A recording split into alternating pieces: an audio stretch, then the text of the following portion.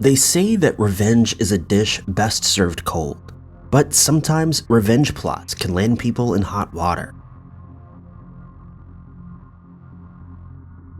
Number 5.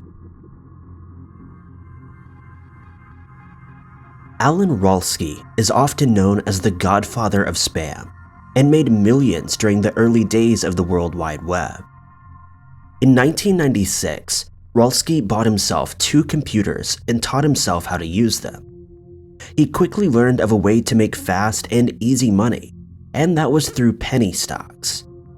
Rolski would buy stocks in small companies and then send out hundreds of thousands of emails to unsuspecting users, offering them the chance to become rich and successful too. These emails prompted people to buy shares, thus driving up the price, which allowed Rolski to cash out at just the right time and reap the rewards. Meanwhile, others were left with stocks and shares in companies that were pretty much worthless to begin with. Rolski repeated the same actions time and time again, registering domain names and email addresses to sound like legitimate companies. Rolski even had to hire team members from around the world as his operation grew, but so did the anger and hatred against him. Rolski didn't hide away like others in his profession do. He openly gave interviews, and newspapers began running articles on him that exposed his operation. When people around the world began hearing about how Rolski lived in an 8,000 square foot mansion, they decided to get their revenge. After years of being targeted by millions of spam emails at the hands of Alan Rolski, the general public decided that they had had enough. People quickly found his address and personal details and began signing him up for all manners of junk mail. The tables had turned, and now Rolski was the one receiving hundreds of pieces of junk mail through his letterbox every day. According to one article, quote, Alan Rolski was accused of using spam sent via botnet to defraud the stock market by promoting pink sheet shares using false information. Rolski was found guilty and sentenced to serve 51 months in prison and to pay $250,000 in damages. FBI agent Andrew Eerie made an official statement in which he said, quote, through this conspiracy, Rolski and others were able to manipulate the stock market and maximize their profit. They flooded our email boxes with unwanted spam emails and attempted to use a botnet to hijack our computers and assist them in the scheme. After years of being known as the godfather of spam, Alan Rolski got his comeuppance, all because of an article that exposed the truth and prompted the general public to give him a taste of his own medicine. Number 4. In 1967, McNairy County Sheriff Buford Pusser survived an attempt on his life that was orchestrated by the State Line mob. On August 12, 1967, the mob had intended to ambush Pusser so they could spring their attack. Earlier that morning, Pusser had received a call that there was an accident happening on New Hope Road that required his presence. For reasons that have never been disclosed, his wife, Pauline Pusser, decided to join him for the ride. As the two drove onto New Hope Road, a car drove up alongside them and shot at them multiple times. Sadly, Pauline didn't survive from her injuries, and Buford was left with serious injuries to his face. Buford went under the knife 14 times in an attempt to repair his jaw after it had been all but destroyed in the ambush. Following his recovery, Buford vowed to avenge his wife and even publicly named the persons responsible. From the get-go, Buford took a hard-line stance on the mafia and vowed to put an end to their reign of terror in Tennessee. This, of course, made him hugely unpopular with the mafia and made him a prime target. During his 6 years as sheriff, he survived at least 7 attempts on his life. However, when his wife was killed in 1967, Buford doubled down and vowed to avenge his late wife. He even went to the press, telling them that Kirksey McCord Nix Jr., the leader of the Dixie Mafia, and 4 other henchmen were responsible for the death of his wife. Buford sunk himself into his work working harder than ever to secure the arrests of mafia and mob members. There are even rumors that Buford ordered hits on 3 of the men responsible, but as there's no solid basis for these claims, Pusser has never been arrested or convicted. Kirksey McCord Nix Jr. was imprisoned on separate charges, and when Buford passed away as a result of a car accident, blame turned immediately to Nix Jr. It's believed that Nix Jr. wanted his revenge for putting so many of his men behind bars and trying to crack down on his illegal activity.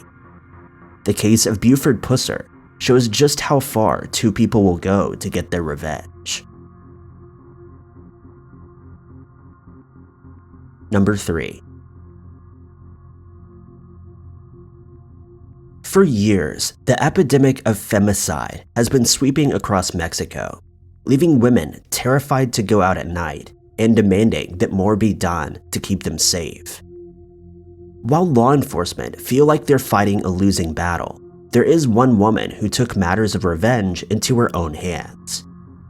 On August 28, 2013, a woman dressed in a plaid shirt and jeans boarded the 718 bus in Juarez, Mexico. As she walked up the steps, she slowly pulled out a gun and fired at the driver once before fleeing. Witnesses described her as a middle-aged woman with dyed blonde hair, but couldn't give any other information. Juarez is no stranger to violent crime. Cartels frequent the area and regularly commit crimes in the interest of business or intimidation. Crimes against women have also been on the rise in Juarez, with some women reporting that they'd been the victims of violence at the hands of bus drivers on the 4A bus route. The women who came forward explained that they worked in the nearby factories. Many of these women worked long shifts late into the night and relied on public transport to get them home. Many of these bus routes took women through isolated areas of Juarez. If the women were alone on the bus, the driver would take advantage of this and pull into a secluded area and attack them. On August 29, 2013, the mysterious vigilante would strike again. This time, she boarded the bus and sat down. After a few stops, she requested a stop, and as she approached the front of the bus, she pulled out a gun, firing at the driver twice. Again, witnesses reported seeing a middle-aged woman wearing a cap with dyed blonde hair. On August 30th, a local newspaper received an email from a woman calling herself Diana, Hunter of Bus Drivers. The email read, quote, "You think that because we are women, we are weak, and that may be true, but only up to a point. Because even though we have nobody to defend us, and we have to work long hours until late into the night to earn a living for our families, we can no longer be silent in the face of these actions that enrage us. We are brave, and if we don't get our respect, we will earn respect with our own hands. We, the women of Juarez, are strong." Police in Juarez are still searching for the woman known only as Diana.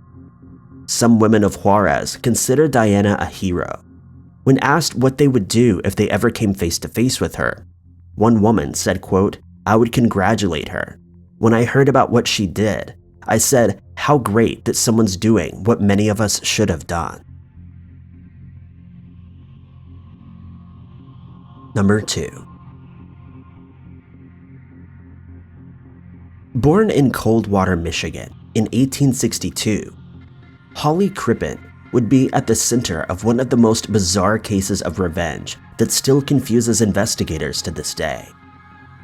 From an early age, Holly dedicated himself to his studies and eventually went on to study at the Homeopathic Medical School at the University of Michigan before undertaking further studies at the Cleveland Homeopathic Medical College. After graduating, Holly began practicing as a homeopath in New York, believing that the use of diluted substances would cause a person's body to heal itself without the need for pharmaceutical intervention. Homeopaths may dispense tinctures or tablets that can cure a whole host of ailments using what they call all-natural ingredients, such as arnica or sulfur. In 1887, Holly, along with his second wife, Corinne Turner, moved from the United States to the UK. Sadly, Holly failed to realize that the UK wasn't as supportive of homeopaths as the US was, and was unable to transfer his medical qualifications. Despite this setback, Holly found work within the medical industry, but instead of being a doctor, he worked as a medicine salesman. It was in the UK that the marriage between Holly and Cora would slowly begin to sour. Cora was a performer at music halls, and her beauty captivated her audiences. It's known that Cora had several affairs, including an affair with one of her lodgers while she was living at 39 Hilldrop Crescent in London. Holly, of course, knew about this affair and decided to get his own back. He realized he too could play that game and began an affair with a woman named Ethel, whom he worked with. Cora was enraged that her husband was having an affair with a much younger woman, and she plotted her revenge. The revenge plan kicked in on January 31st, 1910. Holly claims that the pair had hosted a party at their home and that she had simply disappeared and gone back to the US. He later changed his story and said that she had passed away after she had gone home. Cora's friends reported her missing in the weeks following her disappearance, and it took a while for police to take the case seriously. In the meantime, Ethel had moved into the Crippen home, only adding suspicion that Holly had somehow gotten rid of his wife. Desperate to escape the heat, Holly and Ethel fled to Canada, hoping to put enough distance between themselves and the British police. However, Scotland Yard was closing in on Holly. When they'd conducted the fourth search of the property, they found a body buried in the basement, which at the time was positively identified as Cora. They had identified the body due to a scar on her abdomen. Other parts of the body, such as the head and limbs, were never recovered and therefore could not be used to aid in identification. Holly Crippen was found guilty, but it wouldn't be until decades later that advances in forensic science would help exonerate him. The skin that was recovered from the body found in the basement was re-examined after it had been stored in formaldehyde and attached to a glass slide. This is where David Foran, director of forensic science at Michigan State University, stepped in to help in 2007. He performed DNA analysis on the specimen and isolated DNA from the sample. He managed to track down a grandniece of Cora who volunteered to give a DNA sample after months of arduous work and testing. The results finally came back, and the DNA from the grandniece did not match the sample, meaning that the person found in the basement of Crippen's home was not Cora. Soon after Cora went missing, Holly admitted that he had made up the story about her death to spare himself from embarrassment, as Cora had run away with one of her many lovers.